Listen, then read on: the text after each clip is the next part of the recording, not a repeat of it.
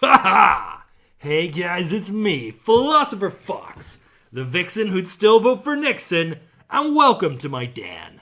I decided to make this video as I've come across something shocking, awful, and sickening, and I wanted to share it with you. Now, the world's coming down with superheroes. Everything's Marvel, or DC, or Image Comics, or your Super Mario. Now, don't get me wrong. There's some amazing superhero movies out there, like Iron Man, or the Star Wars Last Jedi Cup with all the women removed. But there's some really stinky movies out there.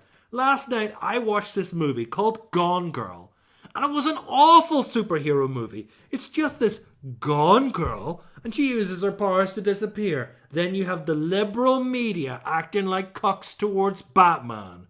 I don't get this DC extended universe and why Batman had to be in it, and I don't like where it's going. Now, there's also Captain Marvel, which is a completely ridiculous movie. First of all, she's a captain, doesn't own a boat. Second, if all captains are supposed to be badass, why didn't Captain Phillips kill those Somalian pirates with his heat vision? Thirdly, she was way overpowered. I expect some level of realism when I go to watch movies about superheroes. I mean, sure, they can fly and they can go through a building. Well, why wouldn't Carol Danvers be happier if she simply used her laser eye visions to cook pancakes for her husbands and kids each morning?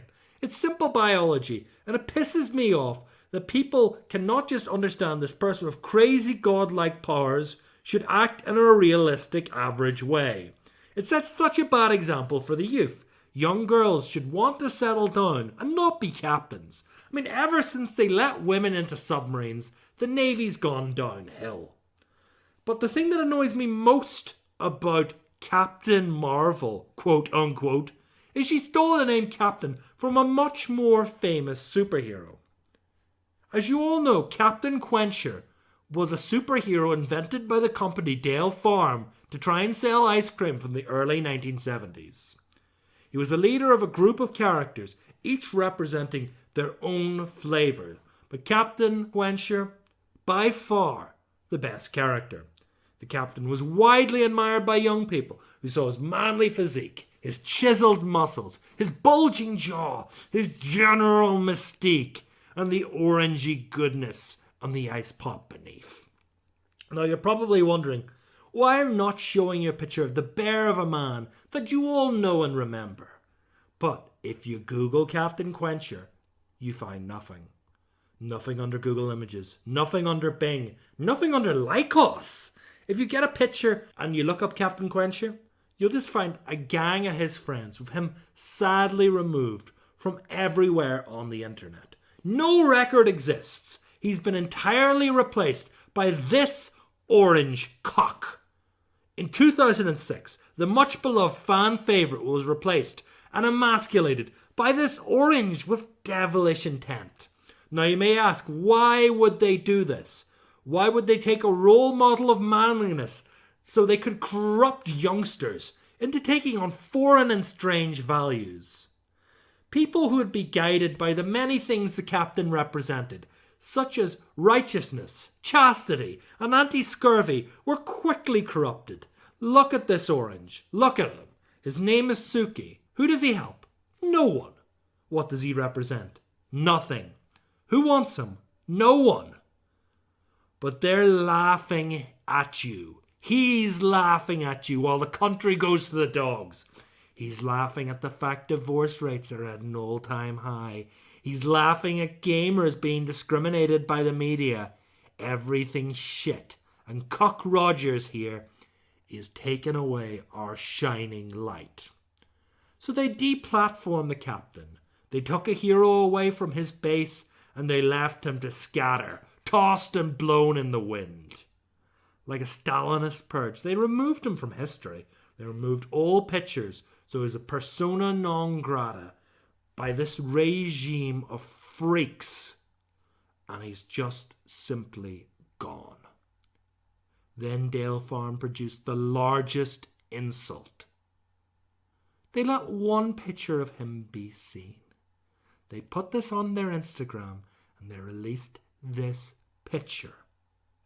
but as you can imagine, to the disappointment of hundreds, it's this campy 1970s design, forever bastardizing his memory.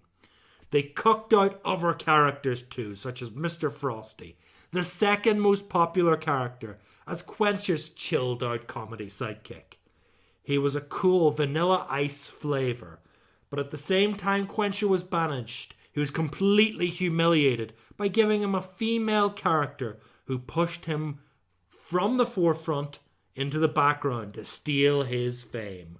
This Mrs. Frosty was a cold-hearted bitch who should have never been there, and was only made to appeal to SJWs who thought women should be ice cream. She was pushing forward a radical agenda, alienating many of the ice cream loving public. But a new breed of Lena Dunhams were there buying her just to keep her sale number high. And the thing that sickens me the most is she wasn't even the first female ice cream. Polly Pineapple had been there for decades, but due to her close association with the captain, she had also been blackballed. Now, you might be asking, why Foxy? Why would Dale Farm do this? Why would the company that created such a hero, the legend that is Captain Quencher, make something so popular, then destroy it?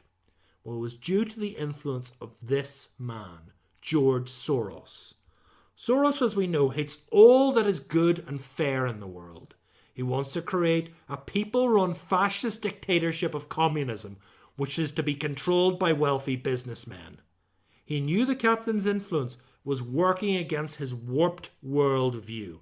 Now, George Soros has been a long-time player in big ice cream, being a long-term friend and advocate of Ben and Jerry. While he was content to convert with these liberal socialists, Soros had his eyes on the biggest prize, the captain's throne.